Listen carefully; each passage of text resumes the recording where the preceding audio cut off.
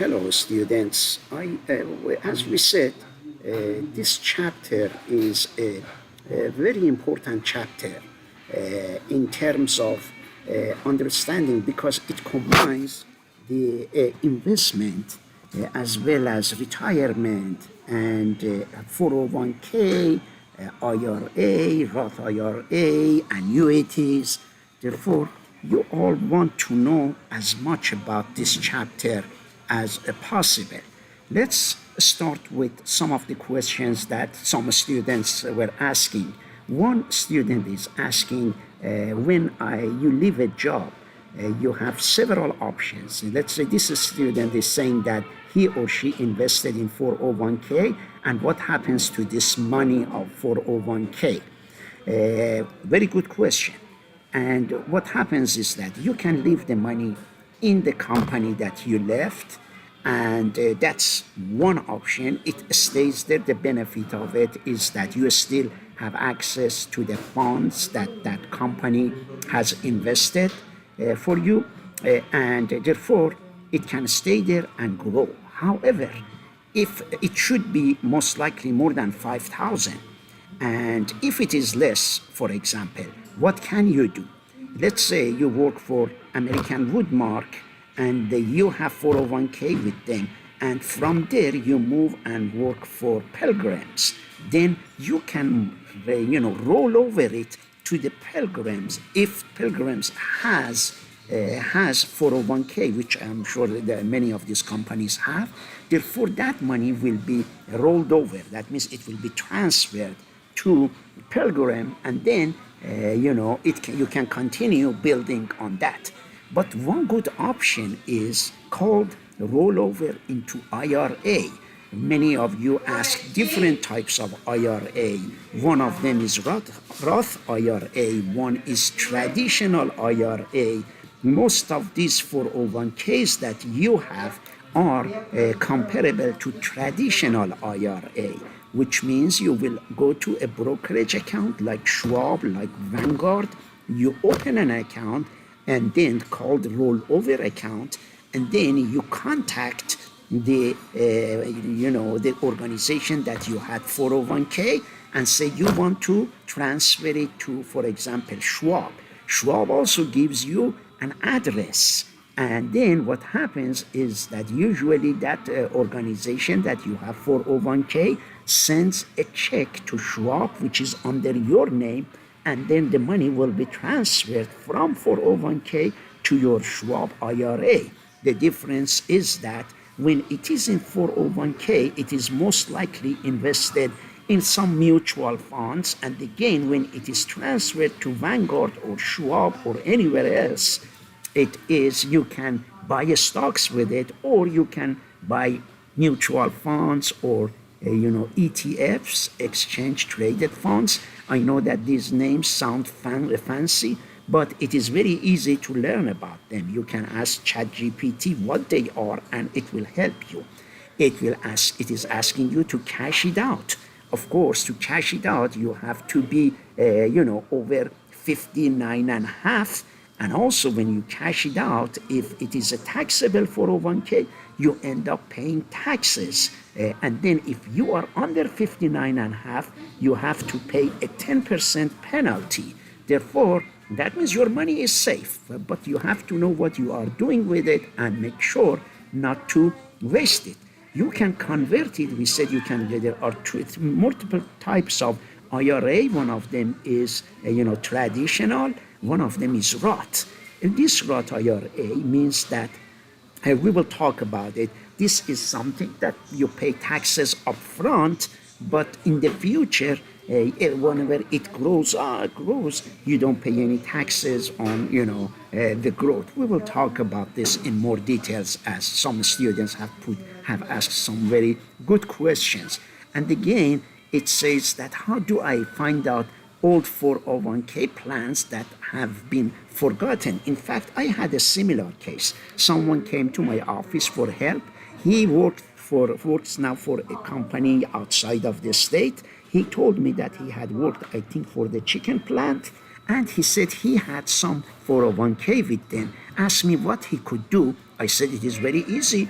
All we did was that we went to Charles Schwab website, we opened an account for this person. The account was called Rollover because he planned to roll it over from the chicken plant to his own account at Charles Schwab. And then we contacted the chicken plant, the human resource department. We said that this person had a 401k with your organization. Could you tell us what he could do? They gave us a telephone number because this 401k is sitting in a company, in a retirement company. We called them. They already knew how much money he had in 401k. We told them that he has an account, rollover account, IRA rollover account with Charles Schwab. We gave them the address, number. What they did is that they sold his 401k and they sent a check to Charles Schwab. He shouldn't ask a check to be sent to him, although he can. But the problem was that if he holds on to that check for 2 months and doesn't deposit it in a rollover by himself account, the IRS will come and wants taxes. And also, if he or she is under 59, the IRS wants 10% penalty. Therefore, the easiest and smartest way is to open rollover account and ask that 401k account to send it directly to the new rollover. These processes are very easy if you have an account, open an account. But one very good advice I have for the students is that make sure you are opening your account with a solid organization. Some banks like Summit Bank, they are safe. They are solid organizations. They might have 401k. They might have IRA accounts. You might be able to open with them. But the issue with the Summit Bank is that they are not as much brokerage accounts. When you bring your money to something like Summit Bank, the issue, if they allow you to have IRA account, is that when the money comes in, Summit Bank doesn't have good products. You cannot buy you cannot buy stocks through Summit Bank. For that reason, all you will be able to do, for example, you have to put your money in money market, for example. And that money market doesn't give you as much. Therefore, you might decide to buy bonds, stocks. For that reason, it is better your retirement account to be with some brokerage accounts that they give you the variation of the different investment options like annuities, and which we are going to talk, stocks, bonds, mutual funds, exchange traded funds. If you don't know what these are, my recommendation is that ask ChatGPT. I see that you are all asking very good questions. Although these are sound a little bit scary, but it is not. Let me tell you, these are very, very good strategies, good questions you are asking. I don't want you to be worried about difficulty, and therefore it is good. These are great questions. And then it says check with plan administrator. Means when you have a 401k, anytime you call, there is an organization that takes care of your 401k. Therefore, they are very nice. You call them and they will answer your questions. And then, of course, there are some departments of the government that if you lose something, if you kept track of it, you can go to these organizations and they will let you know. And therefore, great questions. Another student, it says that has an employer, 40 years old, and has 403b. 403b is similar to 401k. Suppose 403b might be for people who work for non-profit organizations. 401k is for for-profit organizations. The students sometimes make huge mistake when the employer provides matching. They say that we deduct 6% of your salary. Do you want to contribute 6%? That way you have 12%. And then we put it for your 401k. If they offer you such a thing, definitely go and get it. Do not reject, because some people say, oh, wait, they don't want to put 6% of their own money, because that employer, some of the employers, when they see that you are not contributing equal amount, they don't contribute themselves, which means that's a free money. Imagine that you are making $1,000. The employer tells you they want to contribute, 6%, of your, that's a $60, 6%. The employer wants to, contribute, give you $60. Don't you want that free $60 to go to your retirement account? But some of them say, you put $60, we put 60 on top of that. That's $120 for your retirement account. You put it today, you are, let's say, 40 years old. Do you know how much, if you invest it properly, how much it is going to be in the future? Therefore, you have to understand what it is, what we mean by contributing and matching and these things. They are not difficult, and then it is a great idea for 4.5% for every paycheck, which is great. This student is getting let's say $1,000 a paycheck. $45 of it employer puts. That means $45 employer puts, and then the student 45. That's a $90 a paycheck. If in 1 month you get 2 paychecks, that's almost $200 a month. In 1 year, $2,400 a year goes to your, retirement account. Do you know when you retire, you are 40 years old, you retire, how much you are going to have? Definitely take advantage of, these 401k. Try to understand as much as you can. Go to ChatGPT and keep asking, here we says that the student 40 years old, and is there any way that, it should be investing what she should invest? Definitely traditional or Roth IRA. Smart people are going to invest in this too, for this traditional. You can invest if you are, under, if you are under, 55, you can invest around 7,500 and to either Roth IRA or regular traditional IRA, or you can put half of it in Roth, half of it in traditional. Health saving, this is one of the smartest thing you can do. If you are your health deduction, that you have is more than 1,500, I think is for this next year, it will be around, I think, 1,600. That is, out of pocket deductions that you have. If high deductible, they call it insurance.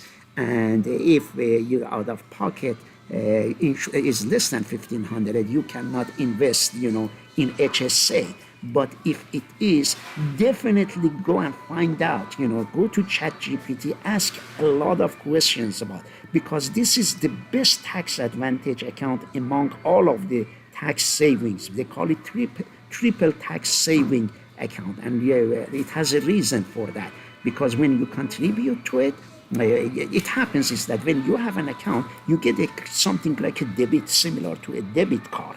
And then when you go to doctor, you use this rather than using paying, of your own money, anything, you have a co-payment. The reason to it is that when you pay from your own money, you are paying it after taxes. Means when you pay $100 to the doctor or hospital, that $100 you have already paid $25 taxes on it, which is you are paying $125 paid. You paid, now you are paying out of that $25 went to IRS, and you only ended up with $100. But when you contribute to this health saving HSA, you put your $125 to HSA. That means you don't give the money to the IRS. You use that for your own health. Isn't it a smart idea to do that? And even you can put this money into an investment account. You won't be able to buy stocks, but you will be able to buy mutual funds. If that grows, that $125 grows, becomes $1 million, or whatever, therefore, you won't pay any taxes each time you go to a doctor. You use that one. It's the smartest thing you can do.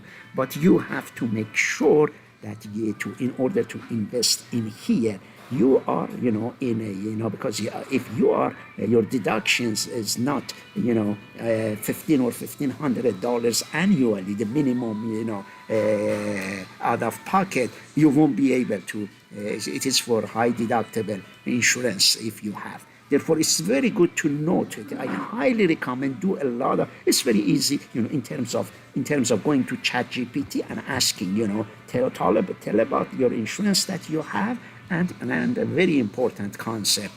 And taxable brokerage account. These are regular accounts that you open. You can buy stocks, bonds, and you can, of course, put in real estate. And employer catch-up. Employer catch-up contribution means that, to your employer, you can contribute. Although you saw this here, we have one student said 4.3%, but 4.3% is for matching. Your employer matches, means you put 40 out of 1,000, your employer puts $45, you put $45. Now, can you put, here it is, can you put more than 4.5, which means 45? Yes, you can, but the employer doesn't match, which is fine. It's a great idea to put more than what the match, employers match. Why it is a good idea to put more? The reason is that if you put 100, imagine that instead of $45, you put $145. What happens to that $100? It stays for your retirement. The good thing is that if you had not put that $100 in there, what happened is that the IRS would have got 25, a chunk of it, and the state would have got a chunk of it, which is $75 you could come to your pocket. But when you put for your retirement, rather than paying out of $100, rather than paying $25 of it to the IRS and $5, for example, to a state, you would put it for your own for the retirement. That $100, if you are 40 years old, imagine up to age of 70, you can put that $100 to some types of, interest-bearing account in your retirement. It could get interest. Why do you want to give your money to the IRS when you can keep it in your, retirement account and earn interest on it? Do you see that? Therefore, it is very a smart idea to learn as much as you can about these accounts.